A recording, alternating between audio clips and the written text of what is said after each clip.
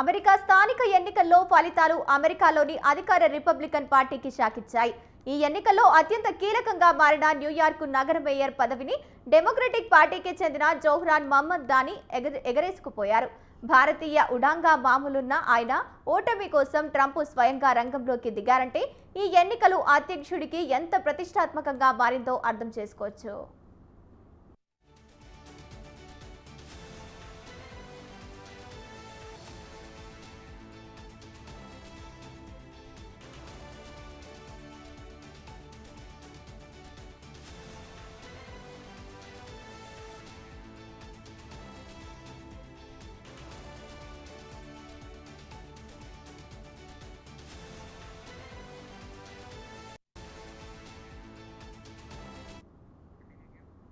ఎన్నికలకు కొన్ని గంటల ముందు కూడా కమ్యూనిస్టు భావజాలం కలిగిన మామ్దాని న్యూయార్క్ మేయర్గా గెలిస్తే తాను కనీస అవసరాలకు సరిపడినంత స్థాయిలో నిధులు కేటాయిస్తానని ట్రంప్ సోషల్ మీడియాలో పోస్ట్ చేశారు. 34 ఏళ్ల వయసులో న్యూయార్క్ మేయర్గా ఎన్నికై ఆ పదవిని పిన్న వయసులోనే సాధించిన వ్యక్తిగా మామ్దాని రికార్డు సృష్టించారు.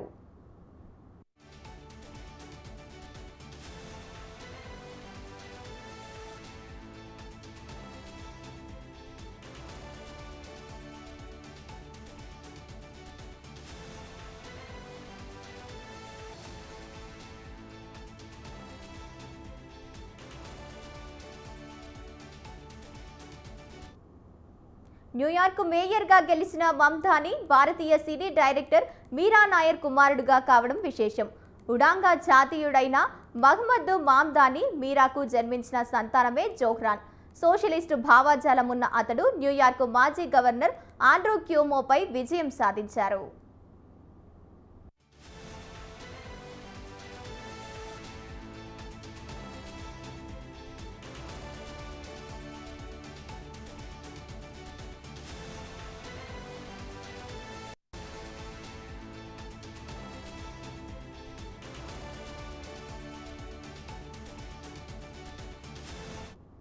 మమ్దాని విజయంలో అత్యంత కీలకమైన హామీ ఉచిత సిటీ బస్సు ప్రయాణం.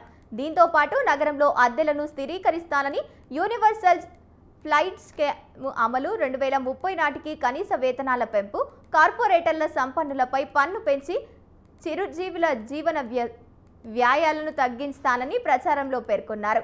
ఇవి నగర ప్రజలను ఆకర్షించాయి.